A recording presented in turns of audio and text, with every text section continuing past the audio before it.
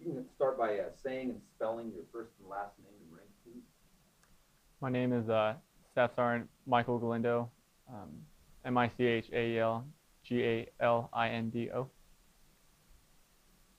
what do you do for the SOG and why? So I'm a pararescueman here.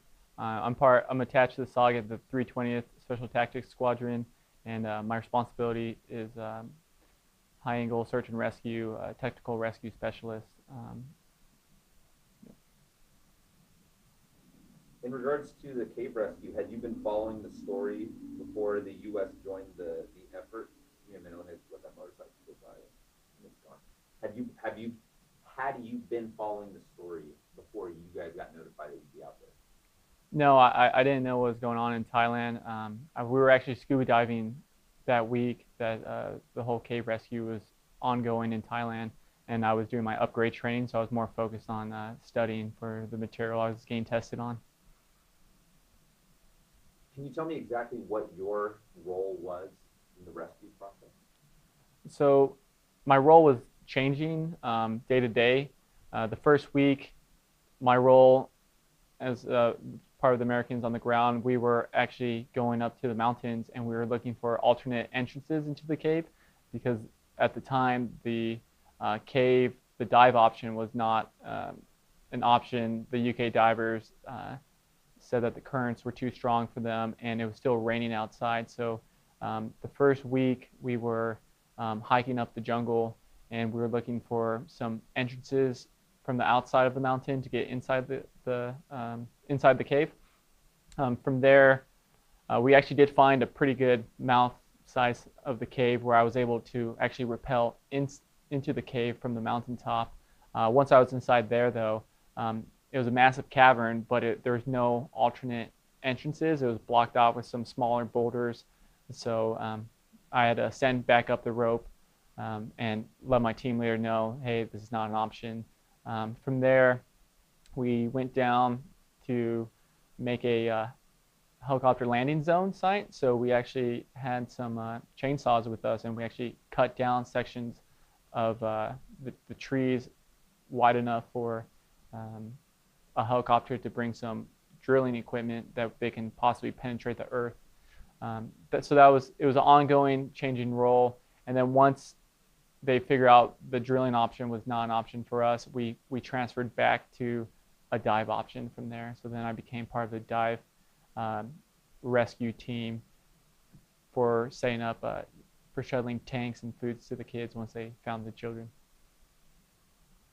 In what chamber were you in? So the furthest I ever made it to was chamber 3. That's where all the Americans, that's the furthest we went. But my main duty was chamber 2, working the highline system, receiving the children. And what was the situation like when you arrived in Thailand? What did it look like? What did it feel like? Okay. So when we first arrived in Thailand, when we got we didn't actually go to the cave site the first day.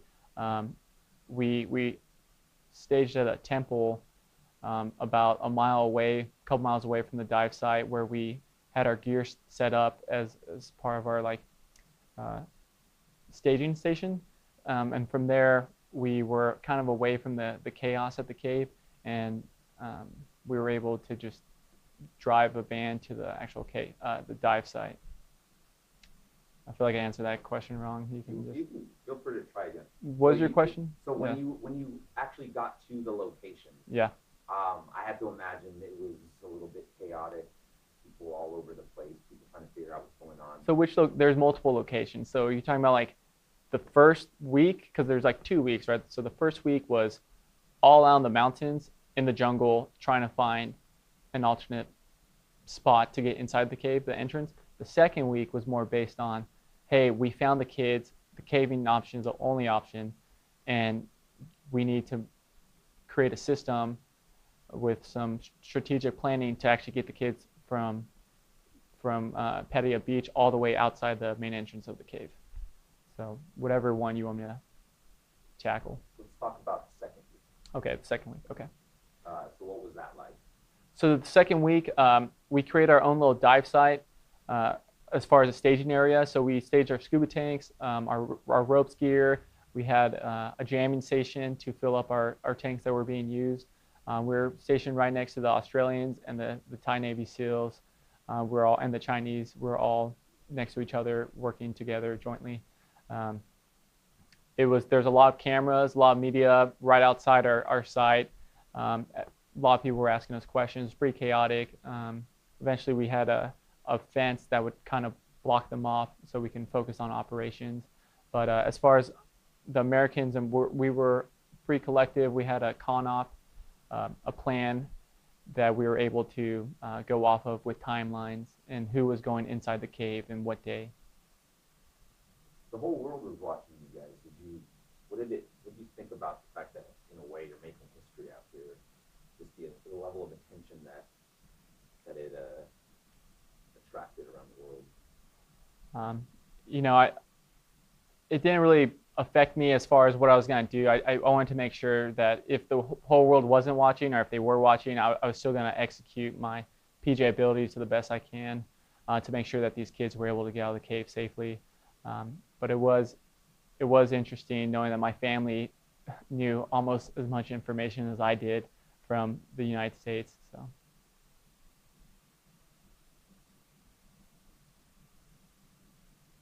Were there communication challenges, and how did you overcome those? Yes, there definitely was some language barriers. So we had 2 interpreters with us that were able to communicate from the Thai government to us, and we were able to go back and forth. Also, there was some local Thai rescue specialists who I was working inside the cave with that were, they spoke English as well. So as far as like the communication, there was at least one person who spoke English with us. I would say about 80% of the time we were able to communicate.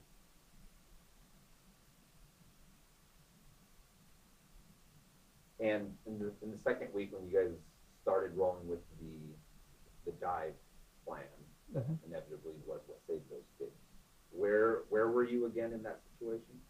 So the second week, there's multiple phases, right? So the first phase was the UK divers found them. That was great. Now, how are we going to actually get those kids out of the cave? So the next day after we found them, there was 5 of us who actually came down with the UK divers a little ahead of them to Chamber 3, which at this time, no one's really been inside Chamber 3.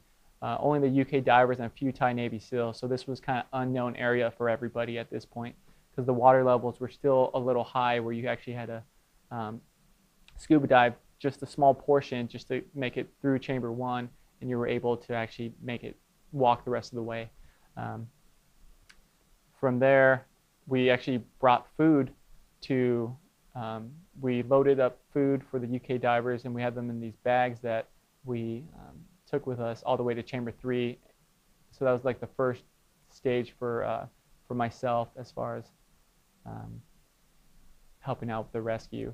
From there on out, I was setting up the highline system in Chamber 3, or sorry, in Chamber 2, I was setting up the highline system, and there was multiple sections. I was the last receiving section from Sergeant Hopper. He was on the other side, and we were communicating through walkie-talkies to let us know, like, hey, we're ready to go. And once the child traveled about, I would say about 80 to 100 feet across the high line, we had to lower him down. From there, I was controlling the scene, and once we had the child down on the ground, disconnected from the system, he was still in the Skedco litter, but I made sure that his mask was still tied and fitted, made sure that he was breathing. I checked his respiratory rate, checked his pulse, SpO2 monitor, and I also made sure that he still had oxygen in his tank because we want to make sure that he wasn't going to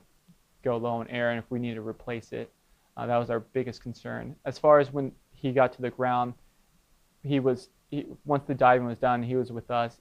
It was just kind of walking him out of the cave at that point, which is about 15 minutes. So when I was done assessing him medically, we had 4 guys that were already pre-staged to carry him to the next lower angle section where there was a bunch of Thai SEALs there ready to hand over hand him down this little low angle, but it was super narrow and slippery and muddy. So 4 people going down there was not ideal. It was, even myself walking down it, I would slip all the time. It was like that wet and muddy. And we had hand over hand, about 30 feet. There was about 20 Thai SEALs there, hand over handing him to the ground. And then once he was there, there was a Thai medical team that was there, and they assessed him as well. And there was pre-stage people every 5 minutes of walking for people that would take on to the next team all the way out to the cave and to the ambulance. What is it about a PJ that made a difference in this situation? So the reason they sent PJs out here is we go through a 2.5-year rigorous pipeline that is a really tough selection course, and through those skills we have to go through a combat dive school, we have to go through paramedic school, Halo school, we also go through a high mountain rope rescue course as well, where we get all these skill sets in our pipeline training that were a really good fit for this type of situation due to our skill set, how broad it is, how many things we can do with a team of PJs. So I think us going out there, we're a good fit for this rescue, especially with the rope section and the medical practice. And what about you? What was your impact? How did you make a difference? Well, I think it was a collective group. I mean, sometimes it's the right time, right place. All PJs were qualified for this position and this job, and I was just so happy to be here. So I'm really lucky for that. But I've been trained for this since I was 18. I'm 28 now, so I've been doing this job for a little while. And this is something we look forward to. We don't look for bad things to happen in the world, but we look for opportunities to show what we're capable of doing, all the training that we spent hours and weeks and months prepping for, that we can actually show that all our hard work pays off and that we're able to successfully complete the mission.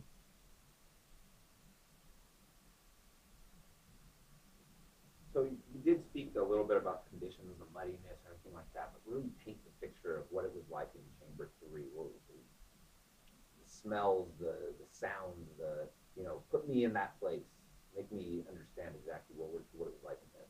Okay, so Chamber 3, I was mainly in Chamber 2, but I went inside Chamber 3 as well, so I can describe both if you want. Okay, so you want to just do it from like the entrance to like? Yeah, the whole area. It's raining outside all the time. Okay. You got things pumping water, people frantic, Sure. I'm sure. Okay, so I'll just do it from like when we left our little staging area to Chamber 3. Okay, so from when we left our dive site, we had scuba tanks on our back, and we had about a 5-minute walk with scuba tanks to the entrance of the cave, where there was an accountability board that the Thais were keeping track of what our name is and who's going inside the cave. That way we have accountability. From there, they had a lot of pumps and wires going from the entrance of the cave all the way to Chamber 3 and beyond. So you had to be really careful of walking. There was kind of man-made steps that they used with like sandbags, kind of carpet material to like dig out and pad it. But after so many times with hundreds of people walking up and down, tracking mud, it was very slippery. So you had to be really careful. I don't know if you guys ever walk with scuba tanks on your back, but it's not very fun, especially a long period of time. So once we went down, it was about a 30-degree incline or decline. We get in some water again, where there's probably like 6-7 water pumps that you have to like kind of be careful, step over, and it's pretty dark, so you have your headlamp on, and that's your only light source. Once you go over a few more rocks, you're at the entrance of Chamber 1, where the first day you had to actually scuba dive about 10-15 feet to actually make it out of there. And there was a line set there where the UK divers are preset, so you would have to hold it, but you have to go upside down. You have to turn around like this and hold it because there's so many rocks in the way that your scuba tank and your head would hit on the on the actual rock, so you had to go upside down and just hold on to that line to get across to chamber 1. Once we got across to chamber 1, it was pretty small in there, pretty tight. We continued our walk, which is about another 10 minutes to get to the actual rescue site where we're going to set up the high line. And during there's sections where you're still up to water right here, but you can swim across. And then it crunched all the way down to about 3 feet, where you had to kind of get on your hands and knees to crawl through about 30 feet. And then you're back up into this massive cavern where it's hundreds of feet wide, spread out, huge inside. Once you got up there, there's a tight passage that we set up rope lines that we actually had to grab onto to actually make it up, because it was super slippery and very tight. So we actually had assistance with the rope to climb up there. So now you're wet, you're dehydrated, very muddy, dark. As far as like the smell, there's still fresh water going through, so it didn't smell like much inside chamber 2 because it's so big. Continuing on to chamber 2, that's where we had my section where we were receiving the last child as far as rope care. But if we keep walking on to our Sergeant Hopper section, there's a tight path hugging the right side of the wall where there's these boulders in between that has a little bit of narrow passage, and you can squeeze yourself through. Then you had to climb up on top of the boulders to get over them, then back down, then back up, and now you're on flat ground. As you continue through, there's this section we called the chimney, which was basically enough for you to slide yourself through. It was very tight space, so you had to go really slow and careful to get through. And at that space, now you walk into water again, which it's about a 10, 15 foot dive, but at this time the water level had receded from the water pumps and the lack of rain, that we were able to walk through. You kind of turn your head sideways and the water level is right here, so you can just kind of walk through. Granted, there's rock above you, so you have to be careful on that. But as soon as you popped out of chamber 2 into chamber 3, there's a solid slope that was also slippery and muddy, no very good grip. You were scrambling up the rock to climb. There was no rope set up at the time when I went inside there to actually like grab onto. It's kind of just, hey, this looks like a good hole to climb up. As soon as you got it, it was like a little knoll where the Thai SEALs were staging. So they actually had food in there. At one point they had KFC in there. They had little tents inside there where they were sleeping. And there was a ton of scuba tanks. So there was about all the scuba tanks we shoveled in a couple days before. There was at least 100 scuba tanks right there staged for the operations for the Euro divers to help stage them throughout chamber 4, 5, and 6, and for the UK divers to have tanks for the children and for themselves to switch out.